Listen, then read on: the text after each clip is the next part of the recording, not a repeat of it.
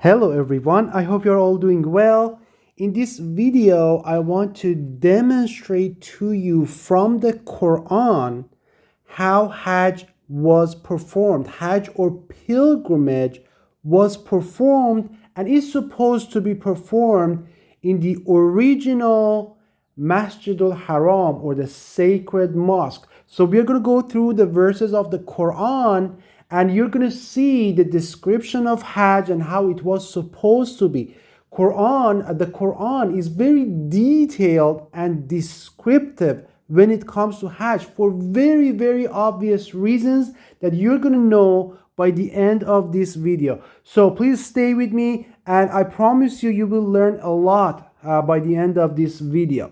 So the first verse that I want us to look at, verse number 189 of chapter 2. So we have looked at this verse before. It says they ask you about the starting points or ahilla. Ahilla comes from hilal. Hilal means a starting point. The reason why hilal also is used for the moon crescents is that the moon crescent is the starting point of the moon revolution, and the moon, when you see it in the sky, that's its starting point, and then it becomes complete and it goes back, and then you have that's why they call it halal. The root of the halal and the original and the main meaning of it is starting point. So they ask you about the starting points. Say they are gathering places. Mawaqit means gathering places where people get together at appointed times.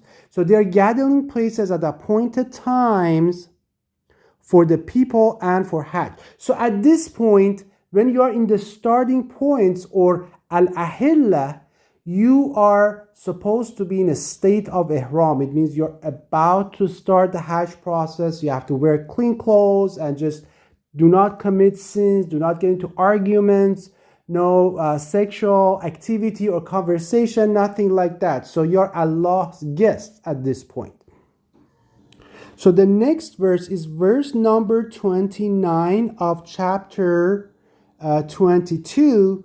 And I'm going to only focus on the important Hajj part. And this is the part that I want to focus on. But basically, it talks about what we just talked about, staying clean, fulfilling your vows, and then says you have to perform tawaf around the ancient house, or وَلْيَطَّوَّفُوا بِالْبَيْتِ الْعَتِيقِ. So this is the first mandatory, and I want you to pay attention, this is mandatory step in Hajj after being in a state of ihram, is that you really definitely have to do that. It means you have to perform tawaf around the Kaaba. And by tawaf, I'm not talking about circling for 7 times or 8 times or whatever times. That's not it.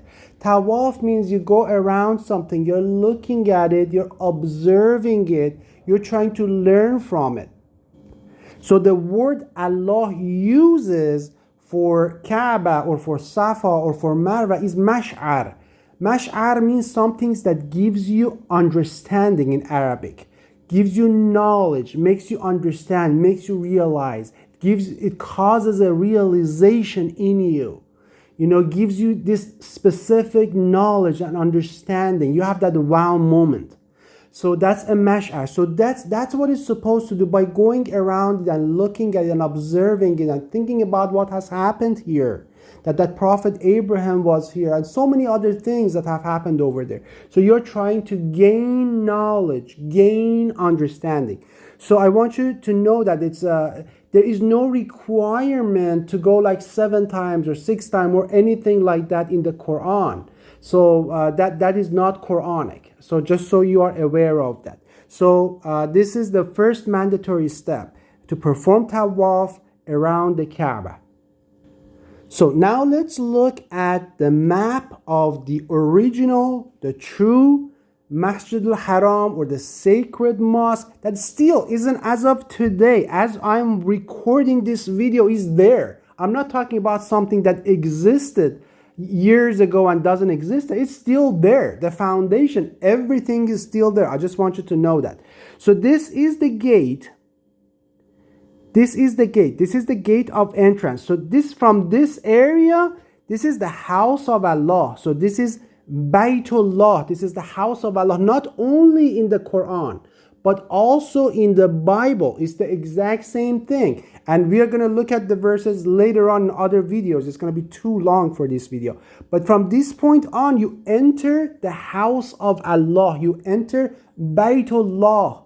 That's what it's, a forbidden area, the sacred mosque. And you're going to be his guest when you enter that. So as soon as you enter the gate, right in front of you, for those of you who have done this or you will do this in future, inshallah, if Allah gives you the opportunity, the first thing you see is the house of Allah, is the Baytul Atiq, is Al Baytul Atiq, the ancient house, and this would be the Kaaba. So you basically walk down, and you just you can look at it, you can perform tawaf around it. But before doing that, there's other things that you can do, and we'll get to that as well. But I just wanted you to see this map. Now I want to share with you verse number 97 of chapter 5. It says, جَعَلَ اللَّهُ الْكَعَبَةَ الْبَيْتَ الْحَرَامِ. So I'm not going to go over the rest of it. I just want to focus on this. It means, what does this mean? So this first part of this verse, Allah has made the Kaaba the sacred house. And then it says standing for mankind. So what is Kaaba? So let's look at this. So this is basically Kaaba is al-Bayt al-Haram. It means the forbidden or sacred house. Why? Because it's obviously the house of Allah. But also remember, Kaaba is the forbidden or sacred house. So there's so many signs, there's so many symbols or signs or sites, or what Allah calls masha'ir in the sacred mosque. But out of all of them, it's the Kaaba is the only one that is sacred or forbidden. So I want you to keep that in mind. We're going to get back to this, okay? And just so you are sure, Allah gives us a second witness. And this is verse number 37 of chapter 14. It says, رَبَّنَا إِنِّي أَسْكَنْتُ مِنْ ذُرِّيَّتِي بِوَادٍ غَيْرِ ذِي ذَرْعٍ عِنْدَ بَيْتِكَ الْمُحَرَّمِ. Again, one more time. What does Allah tell us? That I have settled my family where?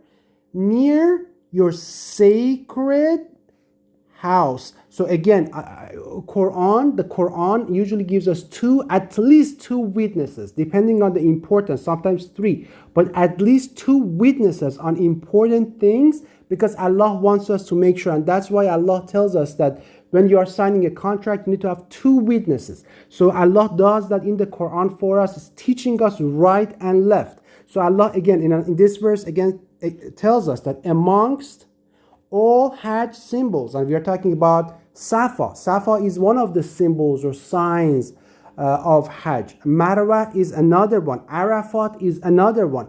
But amongst all of them, it is only the Kaaba that Allah declares as sacred. So it says Mash'ar al-Haram. It means Mash'ar al-Haram. It means sacred symbol or forbidden symbol. And I wrote this here for you in Arabic as well, in case you are interested. So Al-Mash'ar al-Haram. What is Al-Mash'ar al-Haram? At this point, I showed you two witnesses from the Quran that Al-Mash'ar al-Haram is the house of Allah or the sacred mosque. So keep that in mind, and we're going to get back to this. This is really important. That's why I showed you those two witnesses. But there is another thing that you can do. It's not mandatory, but Allah encourages you to do in the Quran. And we are looking at verse number 158 of chapter 2. It says, Inna Safa wal Marwa min sha'a'ir Allah. It means the Safa and the Marwa. So the Safa is number 1 and the Marwa is number 2, are amongst the sha'a'ir of Allah. It means the symbols, the signs, the rites. So the sites of Allah. Again, I explained what sha'a'ir means. Sha'a'ir is some things that gives you sha'ar, understanding, knowledge, realization. So it grants you that special understanding, knowledge, and realization. So keep that in mind. This is really important. Sha'air. So these two are of the symbols of Allah. Here I'll call this symbol just to make it easier. So whoever comes to the house for Hajj, or if you perform Umrah, there is no sin. فَلَا جُنَاحَ عَلَيْهِ أَنْ يَطَّوَّفَ بِهِمَا. So whoever comes to the house for Hajj or performs the Umrah, remember, Hajj is different than Umrah. Why? Hajj happens in specific months of the year. The actual Hajj happens in specific months of the year. That's the last 4 months of the year. The rest of the months, the first 8 months are Umrah. You cannot perform Hajj in the first 8 months of the year. You can do Umrah, but it's not going to be Hajj. But the actual Hajj, you can only do that in the last 4 months of the year. What are those 4 months? Months number 9, 10, 11, and 12. Zulqa'dah, Zulhajj, Muharram, Safar. Those 4 months. So you can do Hajj. So it says whoever comes to the house for Hajj or performs the Umrah, there is no sin for them. There's no problem for them if they perform tawaf around them both. So if they perform tawaf around both Safa and Marwa. So this is very, very important verse that you have to read several times to understand. So basically, this verse is telling you that when you go to the house of Allah, to the sacred mosque, Al-Masjid al-Haram, you should be able to. It's not mandatory, but there's no problem. It's completely okay. And in fact, actually encouraged if you perform tawaf around both Safa and Marwa. So that should automatically tells you that Safa and Marwa were 2 sites, 2 places where the believers, the pilgrims, could perform tawaf around it. They could go around them. They could look at them. This is really important. This verse is really important. Majority of Muslims just read these verses and they never think about these. So it's really, really important that you think about this verse. This verse is telling you something significant, something important about the Safa and the Marwa, that they were 2 sites just like Kaaba. Because Allah uses the tawaf for Kaaba and Allah uses the tawaf for Safa and Marwa. But Allah doesn't use the word tawaf for Arafat. Why? Because Kaaba, Safa, and Marwa were 3 similar sites. Whereas Arafat is a different thing. So you have to think about this verse. Let's go back. Let's go to the next verse. And this is really important. And this is the key. This is the key to opening this lock. If some of you have this doubt in your mind, this is the key that opens the door to the knowledge of where the true Masjid al-Haram is. So let's revisit this one more time. Let's go over this little verse. You have to stop and you have to read it. So as I mentioned, Allah uses the exact same word used for the Kaaba to refer to tawaf around the Safa and the Marwa. The exact same word. So that tells you, from that you can conclude that the Safa and the Marwa were 2 sites or 2 houses very similar to Kaaba that people used to perform tawaf around. Allah doesn't use that word for any other site. It's only for Kaaba, Safa, and Marwa. So that tells you that 3 houses, very similar, and people used to perform tawaf around them. And in the current day, Mecca in Saudi Arabia, tawaf around the Safa and the Marwa is impossible. They're two pieces of rock. They are not the same thing as the Kaaba. Kaaba is a house. But the Safa and the Marwa, they're of different quality. They're of different material. They're two pieces of rock. They don't even fit in the same category. And you cannot even perform tawaf around them. You can't even go around them. So they're two pieces of rock, as I mentioned. And what do? The worshippers of Akbar, what they do is that they have invented this practice of sa'i. They call it walking or running between the Safa and the Marwa. Now, where is this sa'i or running between the Safa and the Marwa in the Quran? There's absolutely no mention of this practice. Where is it in the Quran? It's just not there. Because it didn't exist back then. The reason why they had to invent this practice is because the current day Safa and the current day Marwa are completely different. They're two pieces of rock and people could not go around them. So they had to invent this practice of going between them. But remember, the Quran doesn't say فَلَا جُنَاحَ عَلَيْهِمَا. There is no sin, no problem for them to walk between them. Let's go. What does Quran say here? It says فَلَا جُنَاحَ عَلَيْهِ أَنْ يَتَّوَّفَ بِهِمَا.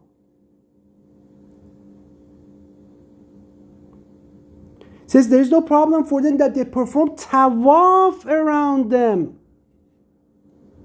What they do is not tawaf, they walk between them. Quran doesn't say لا جناح عليه and to walk بينهما. So if that's what the Quran wanted to say, this would have been like this in the Quran in Arabic. This would have been فَلَا جُنَاحَ عَلَيْهِ أَنْ يَسْعَى بَيْنَهُمَا. For those of you who are familiar with Arabic, am I not telling the truth? If there was this practice of sa'i existed in the Quran, wouldn't Allah have said فَلَا جُنَاحَ عَلَيْهِ and يَسْعَى بَيْنَهُمَا? There is no problem for them to walk or run between them. Maybe you would have used another word in Arabic, but it would have hinted on that. But that's not what it says. This is important, my brothers, sisters. This is important. It says فَلَا جُنَاحَ عَلَيْهِ أَنْ يَتَّوَّفَ بِهِمَا. There is no problem, no sin on them to perform tawaf bihima, around those two, just like it uses for Kaaba.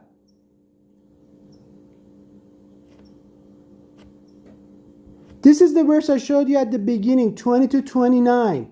What does it say? وَلْيَتَّوَّفُوا بِالْبَيْتِ الْعَتِيقِ. They have to perform tawaf around the ancient house. وَلْيَتَّوَّفُوا بِهِ.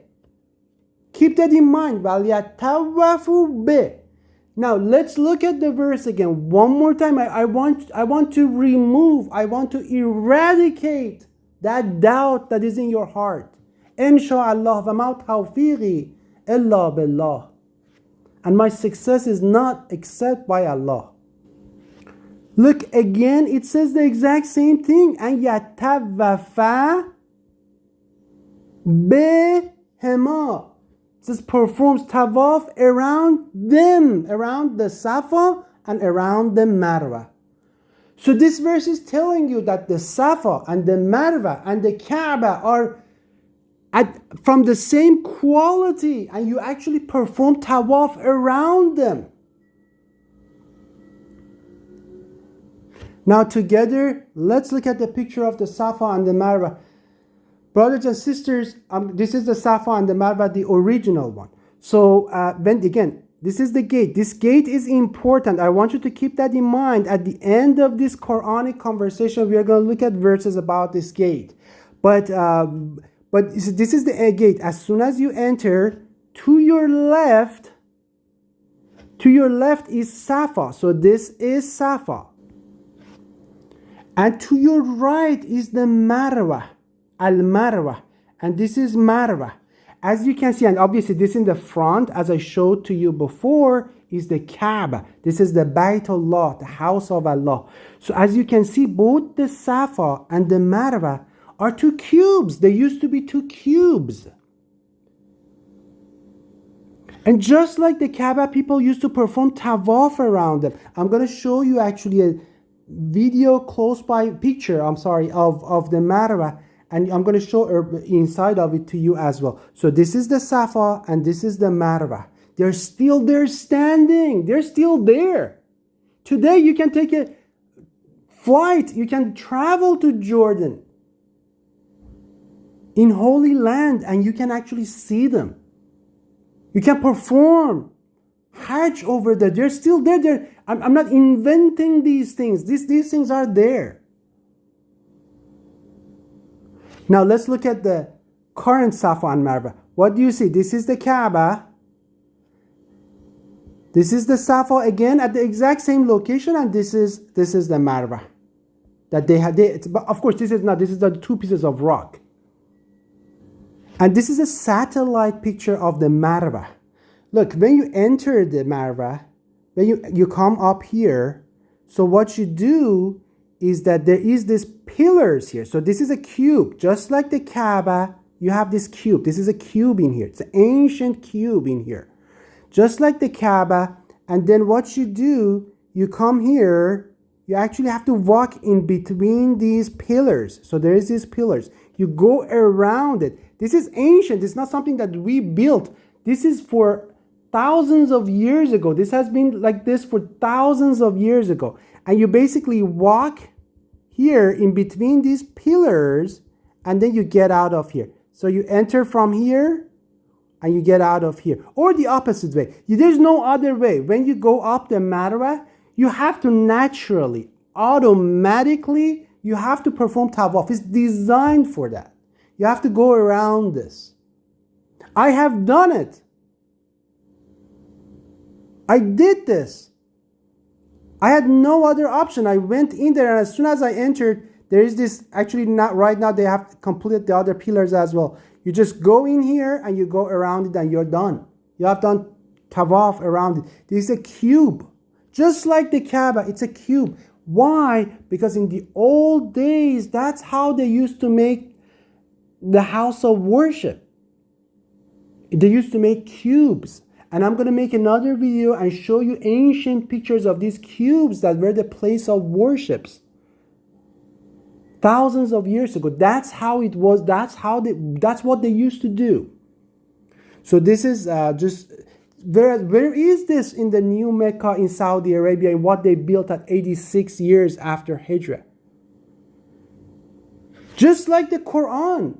Just like the Quran is precise, very accurate, to the point. Once again, look at this picture. This is the Kaaba, as I told you. And this is the Safa, and this is the Marwa. Safa has been destroyed really badly, but you can see the foundation. But when you walk on it, it's the same thing. It's the exact same thing. The foundation of it is completely intact. The foundation is there. Just the walls of the house has been destroyed. But the foundation is there. The same with Kaaba. Marwa is in very good shape. Marwa is really good shape. So this is Safa. Just keep in mind the orientation. I want you to keep this in mind, the orientation of these two. Just keep that in mind. And I want to show to you how they copied that in the current Mecca in Saudi Arabia. Keep that in mind. You have the Kaaba here. When you're looking at this picture, to the right you have the Safa, to the left you have the Marwa, right? So keep that in mind. Now look at this, is the exact same thing. You have the Kaaba. This, the angle of the satellite is different because I looked at the satellite view. But it's the exact, when they were building it, they copied, they looked for two pieces of rock. Well, they found one here, they found one here, and this is the Safa and this is the Marwa. It's the exact same orientation because it was just copied off the ones in Petra. It's just, this is a copy. And it's not even a good copy. It's a bad copy of what is in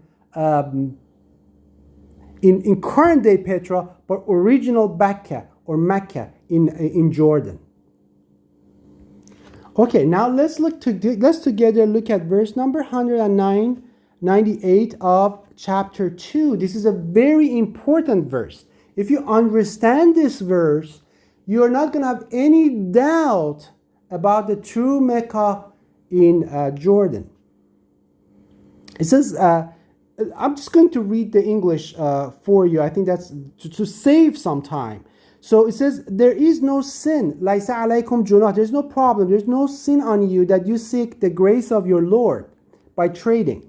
Later, now this is the important part. I want you to pay attention from here. Later, when you flow, فَإِذَا أَفَاضْتُمْ, later when you flow out from Arafat, فَإِذَا أَفَاضْتُمْ مِنْ عَرَفَاتٍ. أَفَاضْتُمْ means when you're flowing, when water is rushing out. When you're flowing, this is the population, the people that are, just imagine, this is just like a flow of water. This was continuous during Hajj. You're talking about thousands of people from across Middle East, Africa, and Sham, and from all over that region, they were performing this. So it says, when you flow out from Arafat, you're flowing out from Arafat, then remember Allah at the sacred symbol, in the Mash'ar al-Haram. So this is why I was telling you about Mash'ar al-Haram. What is al-Mash'ar al-Haram? At this point, you should know. What is al-Mash'ar al-Haram? Brothers and sisters, you should know that by heart. It's the Kaaba. Kaaba is the only haram or forbidden or sacred mash'ar or symbol or sign that Allah has assigned in the Quran. جَعَلَ اللَّهُ الْكَعْبَةَ الْبَيْتَ الْحَرَامِ. Right? So basically, Allah is telling you in this verse, very specifically, Allah puts these verses in the Quran for reasons. That Allah is showing to us a mental image that the pilgrims, when they are flowing out of Arafat means high place, wherever on the mountain, Mount Arafat. When they are flowing out of it, first of all, there's a narrow entrance and exit to Arafat, and then together they all end up and land in front of Al-Mash'ar al-Haram, or the sacred symbol, or Kaaba. So they land right in front of the Kaaba. So if you go back from Arafat to Kaaba, it means from Kaaba to Arafat, there must be one single way that you go from Kaaba to Arafat. And then you come back and you land right in front of the Kaaba. And again, this is mandatory that you have to stop there in front of the Kaaba. And you have to remember Allah by praising Him, your Creator, the gracious, the most merciful. You have to remember Him over there by glorifying Him, praising Him, reading His words, His books, and that's what you have to do. But what is very important that I want you to know is that from Arafat you land right in front of the Kaaba. So let's review it one more time. I just want to make sure you all understand this. So Quran specifies that the Kaaba is the only sacred or forbidden symbol or mash'ar of Hajj. And I showed you the verses at the beginning as well. So the pilgrims would stop by the Kaaba on their way back from Arafat to worship and remember Allah. So Kaaba and Arafat geographically are in the same area. As I mentioned, you are going to the house of Allah, to the Bayt of Al-Masjid al-Haram, or the sacred mosque, is the house of Allah. The front yard of it is Safa and Marwa, and the backyard is Arafat. It's just a big house. It's a big lot. And it's needed because Allah wants to accommodate His guests over there. You're Allah's guest over there. Praise and glory to Allah.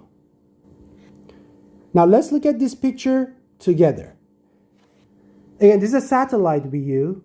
So you can see the gate here. I'm going to zoom in a little bit. And let me show it to you this way. So this is the gate first, and then we'll zoom in. So this is at this corner. I don't know if you see that. It might be too small. This is the gate. You have the Safa to the left. You have the Marwa here. And this is the Marwa.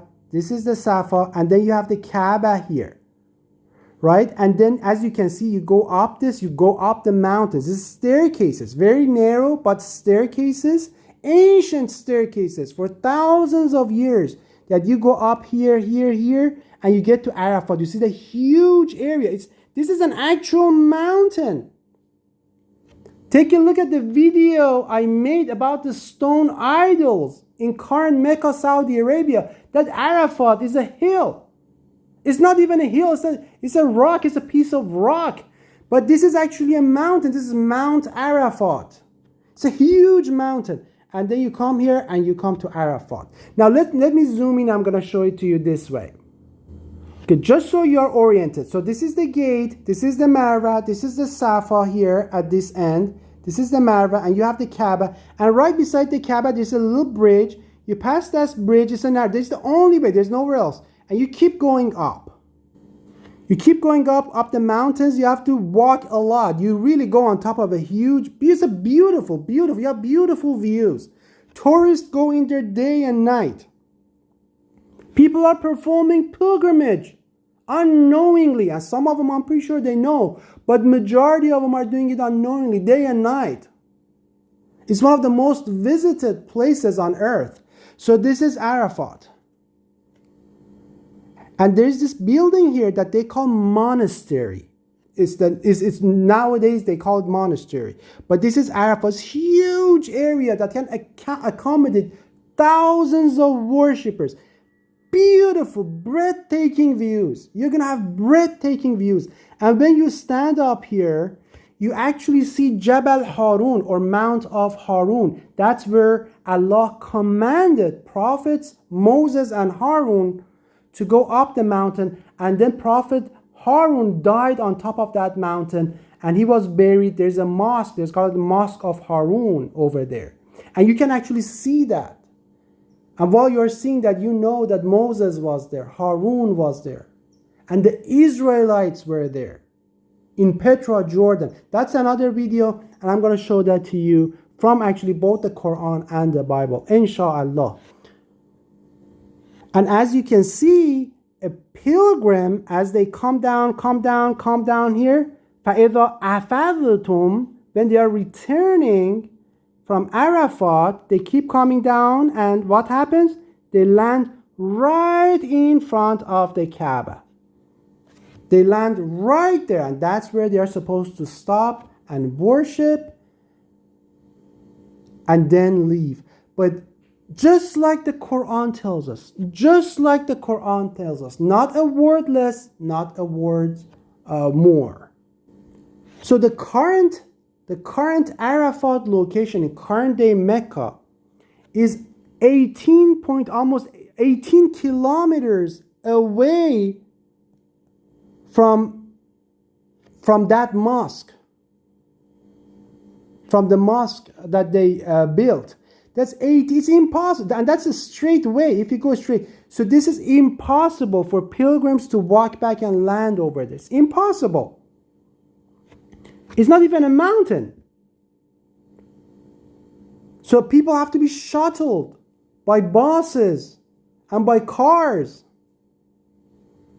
Whereas Quran doesn't say that. It says, فَإِذَا أَفَضْتُمْ مِنْ عَرَفَاتٍ. It says, when you flow out of Arafat, remember Allah in front of the sacred symbol. So people used to go and walk from Arafat to Kaaba, and you would land right in front of the Kaaba. It's impossible. Nobody does that. The Hajj that they do is not a Quranic Hajj. Allah knows best what they are doing. But it has nothing to do with the Quran, and it's not Quranic. Again, this is another screenshot that I took for you. And again, remember, they call it mountain. That's not a mountain. They call it mountain. And I have another video. I go over all those idol stones. But this is a piece of rock that they have put in here. And look, it's 6 hours of walking to get from but that's why nobody does that. It's just completely done. It's completely wrong. And I want to share with you, this is Arafat. You come here, it's just a narrow, very narrow. It's just like a water. You have to flush in and flush out, flow in and flow out. And this is Arafat. Look how wide that is. It can accommodate thousands of worshippers here. And this building, this is what I talked about, that they call monastery. And you're on top of this huge mountain. And this building is actually facing Jabal Harun and the Mosque of Harun. It means the mountain of Harun and where Prophet Harun was buried. This is facing that. And when the sun rises on this building. So this is very wide area that this is the original Arafat. And this is the way to Arafat. As you can see, it's very narrow. So you have to go up these staircases, and you see people are going. And you keep going.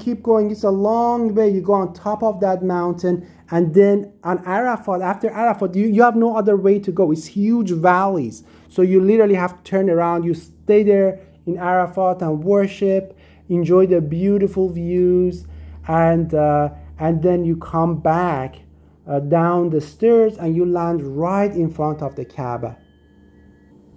And after that, verse number 199 of chapter 2 says, ثُمَّ أَفِيضُوا مِنْ حَيْثُ أَفَاضَ النَّاسِ. Then flow out from where people flow out. So Allah is telling us, commanding the believers, that after you are in front of the house of Allah, after you remember Allah, you can leave, but don't get scattered. Don't go from various ways. Just flow out. Just get that exit from the same place that everybody is exiting. Just go together.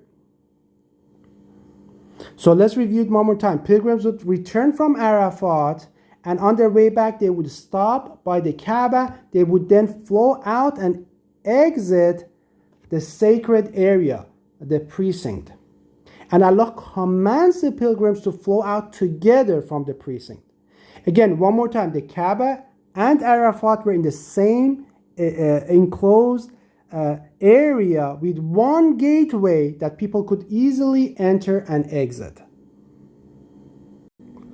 Okay, as I mentioned, Al-Masjid al-Haram, the sacred mosque. What is it? At this point you should know it. According to the Quran, it's the house of Allah. Actually, the Bible tells us the exact same thing, and I will demonstrate to you later in another video. And the front yard of it is Safa, Marwa, and the backyard of it is Arafat. So you're Allah's guest when you are over there.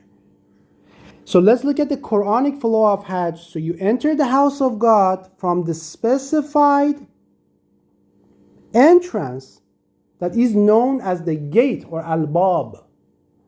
You perform tawaf around the Safa and the Marwa. That is optional and encouraged. And then you perform tawaf around the Kaaba. That is required. Then you go to Arafat. That is required. How do you go to Arafat? You take up those stairs and you walk up. You go on top of this huge mountain in Arafat. Beautiful views. You stay there. You remember your Lord and praise Him. You glorify Him. You see of His signs. And I'm going to talk about the signs that are up there later on. And then you return from Arafat. That is required. And on your return, as I demonstrated to you, you land right in front of the Kaaba or Al-Mash'ar al-Haram, or the sacred or forbidden symbol.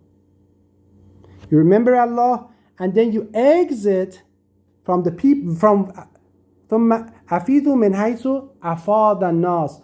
It means that you flow out from where people are flowing out. You don't get scattered and just cause problems in the city. You just I know right now when you look at it, it's destroyed. Before, people had houses over there. It was a city. It was a thriving city. Quraysh, the tribe of Quraysh used to live there. So Allah is telling you, commanding the believers, you come from the gate and you exit from the gate. Don't go from the houses, around the houses, in the mountains and things like that. So as you can see, it's very obvious that the entire Hajj ritual takes place in one single area with one single entrance and gate that pilgrims were supposed to enter and exit. This is actually impossible in current mosque in Saudi Arabia, and I will tell you what that mosque is in another video. The mosque that they have built in Mecca, Saudi Arabia, inshallah.